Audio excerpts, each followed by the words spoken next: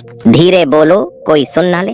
ये बात हम सबके कानों में पड़ी होगी और हमारे मुंह से भी निकली होगी, लेकिन सोचने की बात यह है कि ये वाक्य कब कब हमारे मुंह से निकलता है और कब कब हमारे कानों में पड़ता है, क्योंकि ऐसे कम ही गुप्त राज होते हैं जो हम दूसरों के कानों में पड़ने नहीं देना चाहते। अक्सर परिवार में अशांति का कारण हम स्वयं ही होते हैं। हम इस बात को देख पाए या भले ना देख पाए, पर ये असल सत्य है, क्योंकि जाने अनजाने मूर्खतावश हम खुद ही अपनी वो बातें दूसरों को बता देते हैं जो हमें कभी नहीं बतानी चाहिए, और वही बातें जो जाने अनजाने में हमने किसी दूसरे के सामने बता दी थी, वही हमारे दुख का कारण बन जाता है, वही हमारे झगड़े का कारण बन जाता है। और फिर बाद में हमें पछतावा होता है कि मुझे ये बात किसी को बतानी नहीं चाहिए थी, मेरी ही गलती हुई कि मैंने जाने अनजाने में ये बात सभी को बता दी। इसीलिए आज की ये जो बौद्ध कहानी मैं आपको सुनाने वाला हूँ, उसे सुनने के बाद आपको 7 ऐसी बातें पता चलेगी जो आपको कभी किसी को नहीं बतानी। ये जो 7 बातें हैं जो आपको किसी को नहीं बतानी, क्यों नहीं बतानी, इसके पीछे का तर्क भी मैं आपको दूंगा।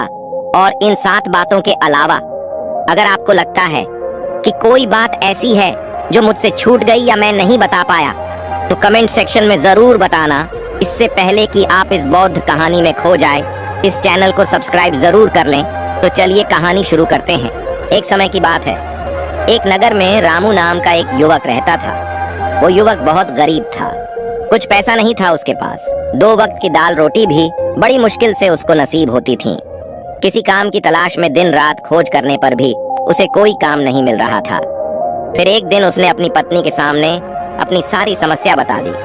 उसने अपनी पत्नी को कहा कि मैं जिस जगह भी काम मांगने के लिए जाता हूँ, तो हर कोई मुझे यह कहकर काम नहीं देता कि हमारे यहाँ काम की जरूरत नहीं है। मैं काम की तलाश कर करके थक चुका हूँ। मुझे समझ नहीं आता कि मैं तुम लोगों का पेट कैसे भरूंगा, अपने बच्चों को कैसे पालूंगा, और ये चिंता मुझे दिन रात खाए जा रही है। ये सुनकर उसकी पत्नी ने कुछ सोचकर कहा कि तुम एक आदमी के पास सिर्फ एक बार ही काम मांगने के लिए जाते हो, और जब वो काम नहीं देता तो तुम दोबारा उसके पास जाते तक नहीं हो।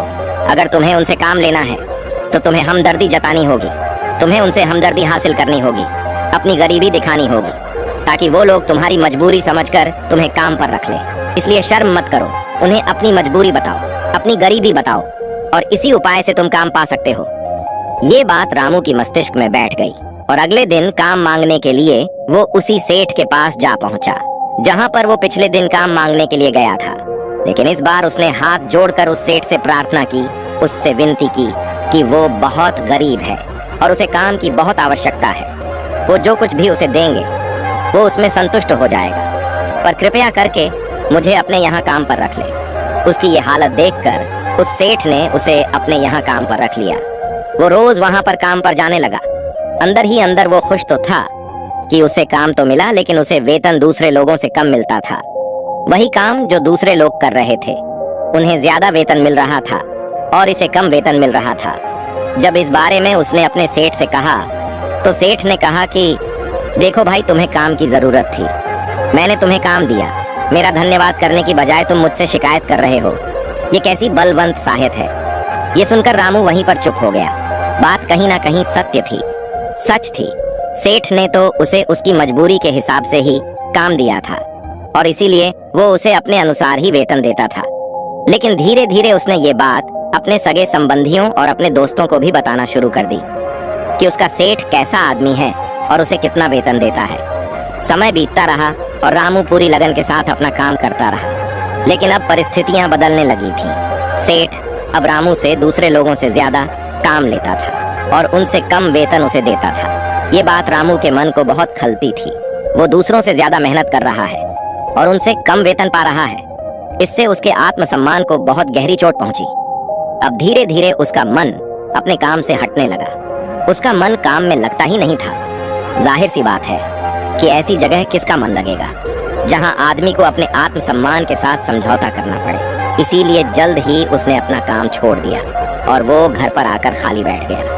अब उसके पास घर का खर्चा चलाने के लिए भी पैसे नहीं बचे थे। इसीलिए उसने अपने सगे संबंधियों और अपने दोस्तों से सहायता मांगने शुरू की।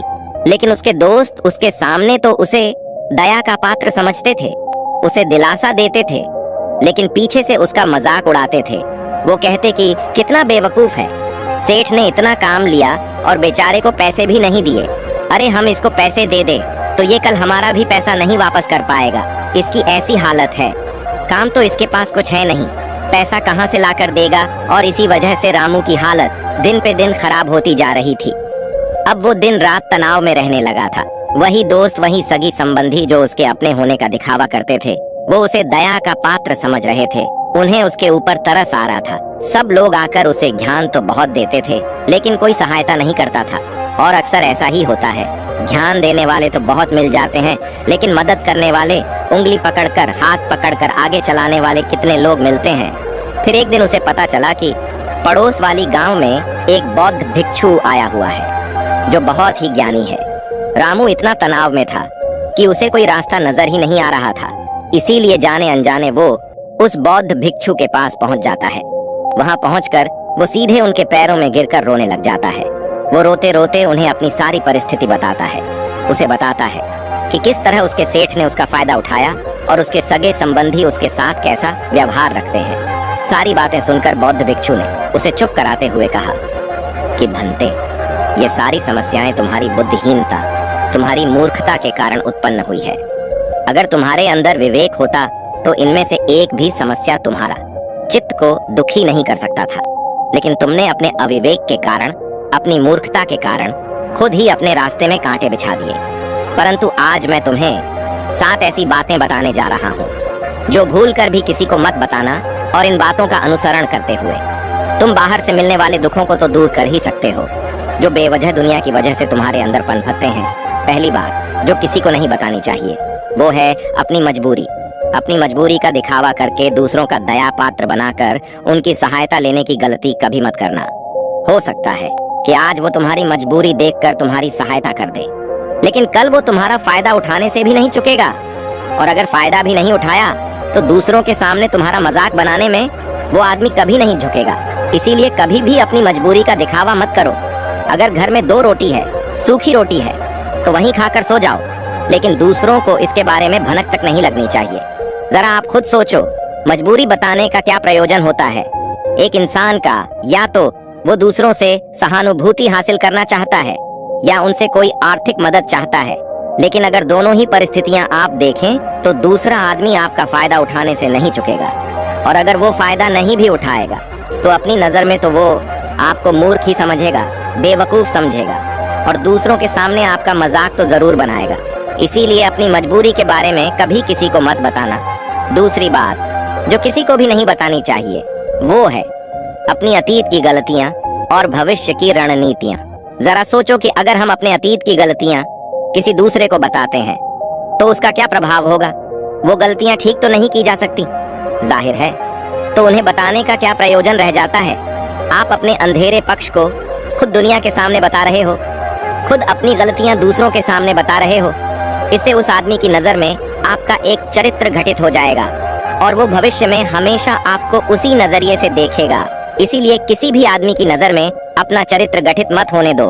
और जरा सोचो कि आप व्यर्थ में ही अपने भविष्य की रणनीतियां दूसरों के सामने बता रहे हो। जो लोग आपके काम का हिस्सा ही नहीं है उनके सामने अपने भविष्य की रणनीतियां, अपनी डींगे हाँकने का क्या फायदा। वो लोग आपकी सहायता तो नहीं करेंगे, लेकिन आपकी भविष्य की रणनीतियों में बाधा जरूर बन सकते हैं। आप खुद अपनी विवेक का इस्तेमाल करिए और सोचिए कि आपके साथ भी ऐसा हुआ है कि आपने अपनी भविष्य की रणनीति किसी को बताई हो और वो कामयाब ही ना हुई हो। जरूर हुआ होगा, जरा गौर से सोचिए। तीसरी बात जो किसी को नहीं बतानी चाहिए वो है अपने घर की बातें। जो भी हमारे घर के अंदर आपस में बातचीत होती है, हमारे माँ बाप के साथ, हमारी पत्नी के साथ, हमारे बच्चों के साथ, वो बातें परिवार तक ही सीमित रहनी चाहिए। अगर आप इन बातों का दूसरों के सामने ढिंढोरा पीटते हो तो दूसरों को आपके घर में घुसने का एक मौका मिल जाता है और वो इसका फायदा उठाने से कभी नहीं चूकेंगे। वो आपके परिवार के सदस्यों को आपसे दूर लेकर जाने की कोशिश करेंगे। अक्सर ऐसा होता है, हम समाज में देखते हैं कि हम अपने घर के झगड़ों को कम करने के लिए उन झगड़ों को अपने पड़ोसियों और दूसरे सगे संबंधियों को देते हैं, लेकिन इससे आपको सहायता कभी नहीं मिली होगी, बल्कि आपके घर की लड़ाई झगड़े और ज्यादा बढ़ गए होंगे। और वो जाहिर है वो बढ़ेंगे अगर आप अपने माँ बाप की बात दूसरों को बताएंगे तो आपकी माँ बाप को बुरा लगेगा। यही कि हमारा बेटा हमसे बताए बगैर दूसरों को ये बातें बता रहा है, इसीलिए अपने घर की बातें और अपने घर की लड़ाई झगड़े किसी के सामने मत बताना। अगली बात जो मैं आपको बताने जा रहा हूँ, जो किसी को नहीं बताने चाहिए, वो सुनने पर बहुत अजीब लग सकती है, लेकिन उसका सत्य भी मैं आपको एक तर्क के माध्यम से दूंगा। मैं कहता हूँ कि अपनी आमदनी किसी को मत बताना। अब अपनी आमदनी ना बताने के पीछे क्या प्रयोजन हो सकता है?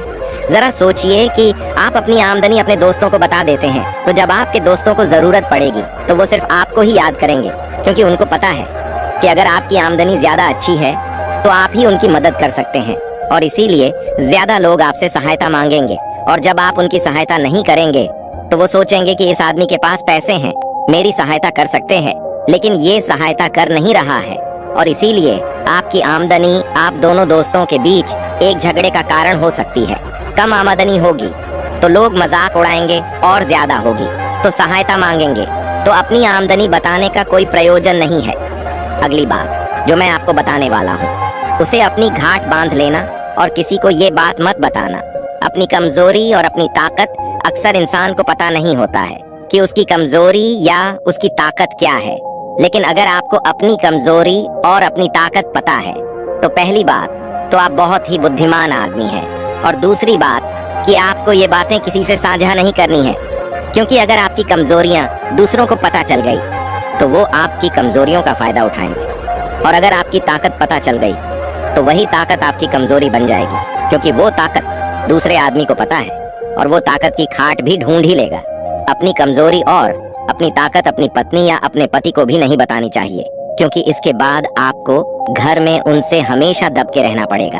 अगली बात जो किसी को नहीं बताने चाहिए वो है अपने मित्र और अपने शत्रु। आप अपने मित्रों के बारे में अगर दूसरे लोगों को बताएंगे तो वो आपके मित्रों के साथ अपनी घनिष्ठता बनाकर आपको धोखा दिलवा सकते हैं, आपके गहरे मित्रों को आपसे दूर करने का प्रयास कर सकते हैं।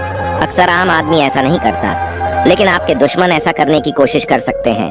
और दूसरी तरफ आपके शत्रु का भी किसी को नहीं पता लगना चाहिए, क्योंकि आज जो आपका मित्र है अगर कल वो आपका दुश्मन हो गया तो वो आपके दुश्मन के साथ ही मिलकर आपको परास्त कर सकता है, आपको धोखा दे सकता है। इसीलिए अपने सबसे अच्छे दोस्तों को भी अपने दुश्मन के बारे में कभी मत बताना। अगली और आखिरी बात कहना चाहता हूँ कि जब तुम दान करते हो तो दान के बारे में भी किसी को मत बताना, नहीं तो दान करना व्यर्थ हो जाता है, बेकार हो जाता है। जब आप अपने दान का ढिंढोरा पीटते हो तो आप ये बता रहे हो कि मैं कितना बड़ा दानी पुरुष हूँ, और ये आपके अंदर एक अहंकार निर्मित करेगा। इसीलिए दान गुप्त रूप से किया जाए उतना ही अच्छा होता है, उतना ही फलदायी होता है। जब आपका बायां हाथ दान कर रहा हो तो दाएं हाथ को भी ना पता चले कि बायां हाथ दान कर रहा है। ये 7 बातें जो बौद्ध भिक्षु ने रामू को बताई, इनमें संसार के सभी सिद्धांत छिपे हुए हैं। इन बातों का अनुसरण करते हुए आप अपने घर में सुख शांति बना सकते हैं और घर के झगड़े हमेशा के लिए दूर कर सकते हैं। आप इन बातों के बारे में अपने विवेक से भी सोचेंगे तो आपको ये बातें सच मालूम पड़ेंगे। और हमारा कहानी सुनाने का मकसद यही है कि आपका विवेक जागृत हो, आप खुद उन बातों के बारे में सोचें जो हम आपको बता रहे हैं, और अगर हम गलत हैं तो आप कमेंट सेक्शन में वो बात जरूर बताएं जिस पर हम गलत हैं, और इनके अलावा भी अगर आप कुछ जानते हैं तो उन बातों को भी कमेंट सेक्शन में जरूर डालें। तो दोस्तों, आज के वीडियो में बस इतना ही। उम्मीद है आपको ये वीडियो पसंद आई होगी। अगर पसंद आई होगी तो वीडियो को एक लाइक करना मत भूलिएगा। ओम बूम बुद्धाय नमः, ओम बूम बुद्धाय नमः, ओम बूम बुद्धाय नमः।